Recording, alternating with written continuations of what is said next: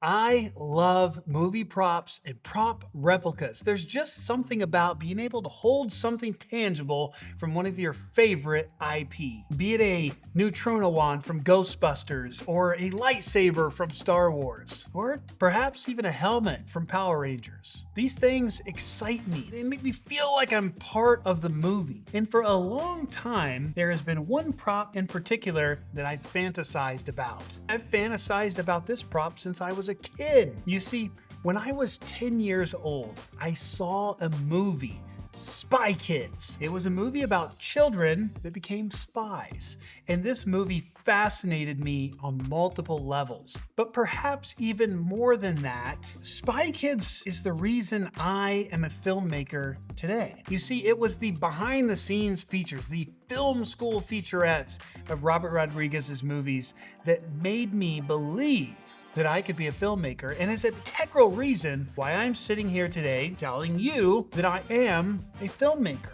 Now, when I was a kid, I wanted these gadgets that were in Spy Kids. I dreamed of these gadgets. Besides some McDonald's toys, we never got any proper replicas of the gadgets from Spy Kids. So here we are all these years later, and I'm browsing Instagram, and I see a post that says one of the Spy Kids gadgets from the movie is just a simply modified toy from the 90s. So what else could I do? I decided this was going to be my first foray into prop making, and I was gonna build my dream gadget from Spy Kids. Here it is. It just arrived. I got it from eBay. Well, open it, open it, open it. I only paid $1, and I'm super excited about this. Open it, open it, open it, open it. I've actually never seen one of these in person, Just open it. and I'm curious how close we get to the prop The suspense is killing me. just straight out of the box. There it is. Wow. Got the instruction booklet. We don't need that. So this is the Spy Kids locator device. We need something fast that can get us here. And essentially what's happened is they've painted the device to turn it into this GPS locator that's in Spy Kids. This should be a relatively simple modification.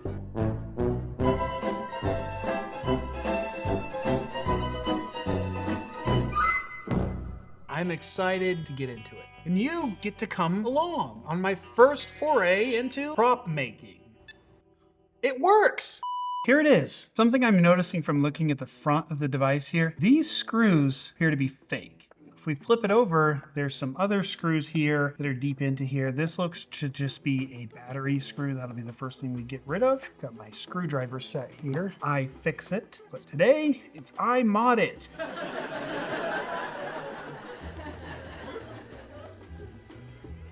Okay, looks to just be a CR2032 battery. Get that guy out of there. We have 1, 2, 3, and 4. Before you move this. Wow. What I'll do first is I'm going to remove this. This looks like it's just actually maybe not. Interesting. Pretty in there. And we can resolder later if we decide we want sound. All right, so here's the back. Now we're gonna get this out of here.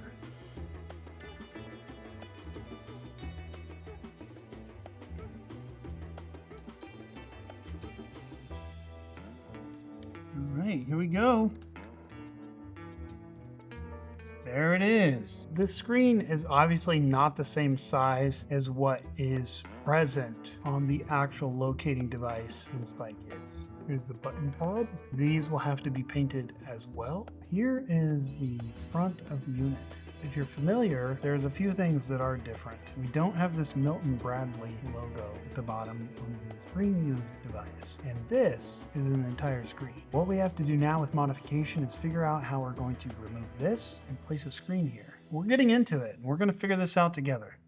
I'm ready to get started on modding. The goal is to turn this into this. I went to Home Depot and I found this green. This is Rust-Oleum's moss green satin. I sprayed a couple of them on the floor in Home Depot. I don't know if you're supposed to. This one looked pretty close to the device. I was thinking about it and I was like, man, if Machete was making his locator device, he probably go with something that's a little bit camo. The frame, as well as the battery cover, are gonna be painted black. I got bare premium black satin. I didn't want to go super matte, and I still wanted to have a little bit of a gloss to it, but I didn't want glossy. If we're looking at the device and we're looking at the toy, they made the screen here larger.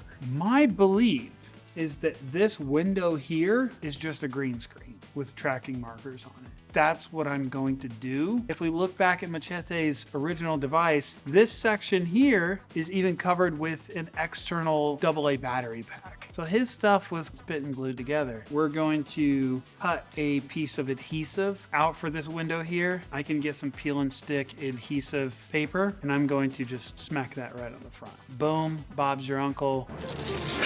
I'm not your uncle. And then we'll just place green behind that for our tracking window. And then we'll have our nice device.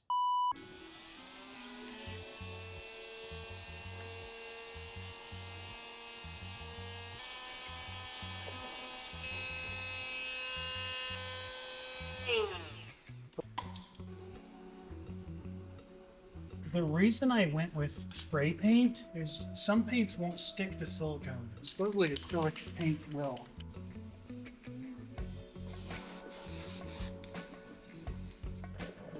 This looks pretty good. Let's see how this green looks. This is the one that's got me the most nervous. Let's go, Spy Kids!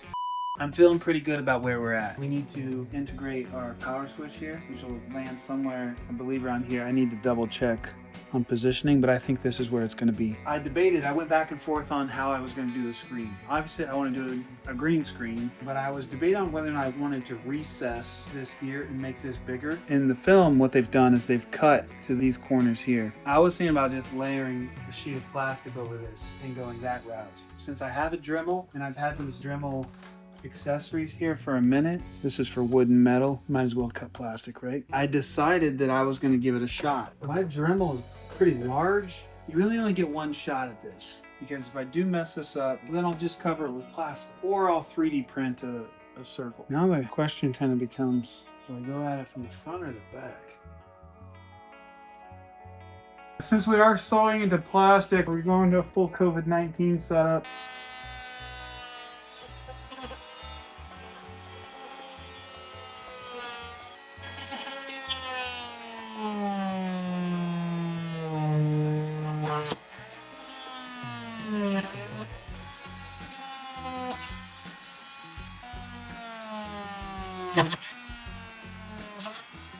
Now I'm gonna sand down everything I just did. Let's peel this off and see what it looks like. It's gonna need another coat of paint, that's for sure. This is okay. This is already looking more Spy Kids, right? I did not accidentally cut the mounting brackets. A screen would pop right into here. I don't have my drill bits here. Problem is I'm impatient, and I really want to see what this looks like with the button. I don't know if this is 100% accurate placement, but I'm going for right here. And if that's a little bit inaccurate, that's okay with me. Here's the current state of my Spy Kids locator device, and I feel really good about where we are with this. But I have learned a lot of things in the process of this. So much that I feel like I want to take another stab at it. There's a couple things I've learned. I learned that I wanted to put a real screen in here, and I got the screen. So this is a 2.4 inch LCD module screen. This into the device here, boom. Look at that. It's a near perfect fit. We're cased up. My theory of being able to put a Raspberry Pi into here and run a full simulation is 1000% possible. But as you've been watching, you saw me kind of struggling. Did I want to cut a hole here? Did I not want to cut a hole? Did I want to just put a sticker on? I cut a hole and I didn't measure. At that point in time, I was thinking I would just put a green screen here. But then I decided I wanted a real screen. I'm going for the most authentic as possible. Here's the problem with my screen. While it fits horizontally, my hole is slightly too big. Because of that, I am ordering another one of these, and I'm gonna do it all over again. Over here, you can kind of see like how much better my window is for the screen. And then, I mean, I'm just all around doing a better job. I'm very impressed with myself. I feel like I could be a fabricator. I think so. Now I'm just gonna try and get all this stuff cleaned off. I didn't do this last time, so like I didn't take the sticker all the way off, but I think we're gonna get a cleaner look with no sticker on it. That's kind of like what I'm looking at. This is me just taking off that Milton Bradley logo.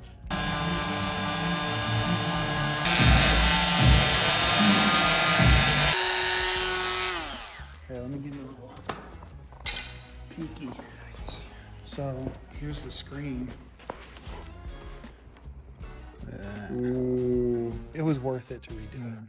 And here we are. It's been 3 months since the start of my Spy Kids locator device project. I went through a lot of different takes on how I was going to approach this, and I finally landed on my final iteration for now. Because honestly, now that I've gotten this far with it, I think I may even try to do it again. But here's the current state. This was my first attempt. I don't hate it. I feel like I got the colors pretty accurate, but the only problem was I cut this hole a little bit too big, and I ended up deciding that I was going to put an actual screen inside. I decided to attempt this all over again.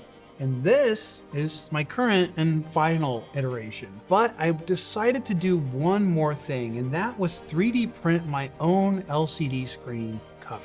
This is pretty much what it's gonna look like, and I'm very pleased with this final iteration. The only thing left to do now is assemble everything and turn it on.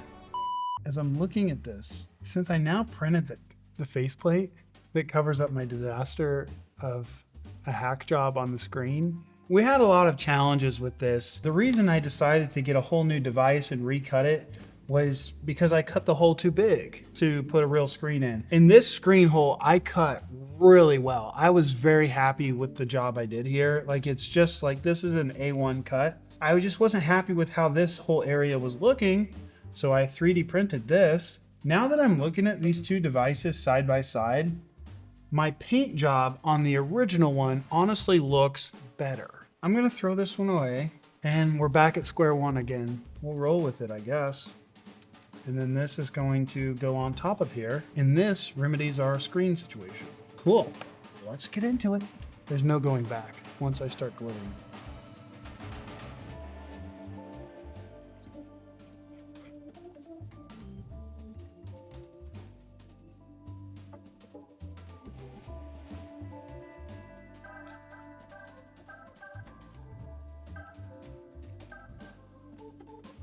What I'm doing, I'm essentially soldering with glue. While that's drying, I think we can go ahead and put in our keypad.